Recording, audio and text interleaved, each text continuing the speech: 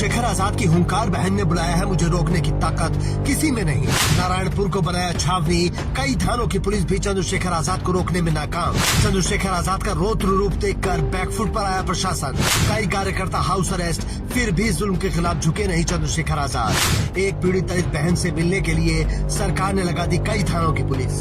जब इस देश की किसी लाचार, बेबस और शोषित दलित बहन ने अपने स्वाभिमान के लिए चंद्रशेखर आजाद से गुहार लगाई है, तब सत्ता के सिंहासनों को अपनी चूल्हे हिलती हुई महसूस हुई है। उत्तर प्रदेश का नारायणपुर, जमीन वही, आसमान वही, लेकिन मंजर किसी युद्ध क्षेत्र जैसा।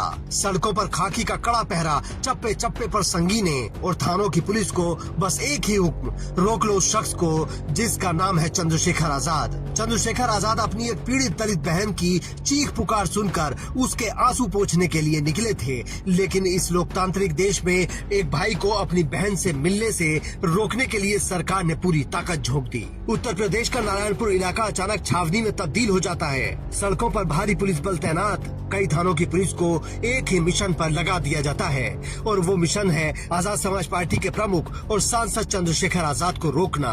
प्रशासन ने किलेबंदी ऐसी की जैसे कोई बड़ा अपराधी आने वाला हो। चंद्रशेखर आजाद के पहुंचने से पहले ही दर्जनों कार्यकर्ताओं को घरों में नजरबंद यानी हाउस अरेस्ट कर दिया गया।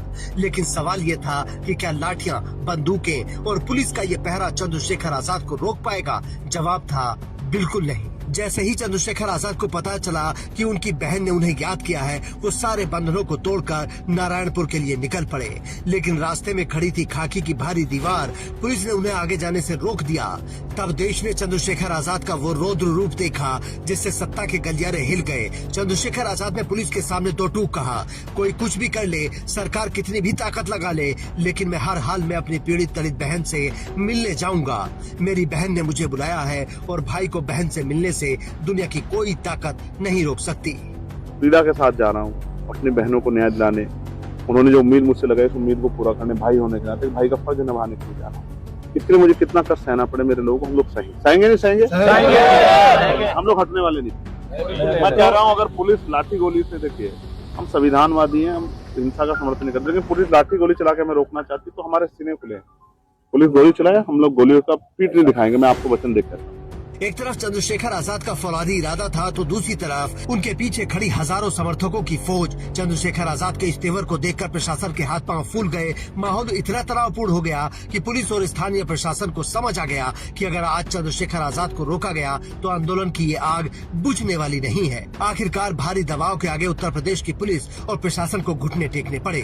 पुलिस प्रशासन के हाथ पांव फूलने लगे, उन्हें झुकना पड़ा और इसके बाद पुलिस ने चंद्रशेखर आजाद की पीड़ित परिवार से बात कराई। ये सिर्फ दो लोगों की बात नहीं थी, ये सदियों से शोषित समाज की आवाज और उसके रक्षक के बीच का भरोसा था। जब गेस्ट हाउस में पीड़ित दलित महिला ने चंद्रशेखर आजाद को वीडियो कॉल पर देखा तो न्याय की उम्मीद जग गई। चंद्रशेखर आजाद ने बड़ी आत्मीयता से अपनी बहन की पूरी आपबीती सुनी।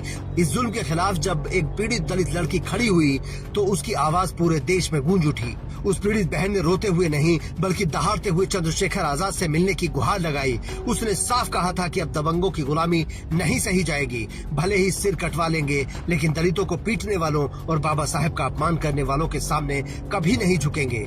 दलित बहन की इस हुंकार ने चंद्रशेखर आजाद को बेचैन कर दिया। शेखर आजाद की आप ये बताइए मुझे, जो बातचीत हुई उसमें उन्होंने क्या कहा और ये कि हम आएंगे, लेकिन अगर वो नहीं आ पाते हैं, मान लीजिए बाकी चीजें तो वो करने का वादा कर ही रहे हैं जी। अगर मतलब ऐसे तो हमें विश्वास है कि वो आएंगे, लेकिन अगर वो किसी वजह से नहीं आ पाते, जैसे कि इन्होंने और लोगों को भी हाउस अरेस्ट कर दिया है, अगर उन्हें भी रोका गया तो सर फैसला तो हमने करने की सोची नहीं है, क्योंकि गुलामी में जीने से अच्छा है कि हम खड़े होकर सर कटवा देंगे, पर अब गुलामी नहीं सही जाएगी। ऐसे कब तक हम डर के रहेंगे? हमेशा दलित महिलाओं के साथ ऐसा थोड़ी होता रहेगा।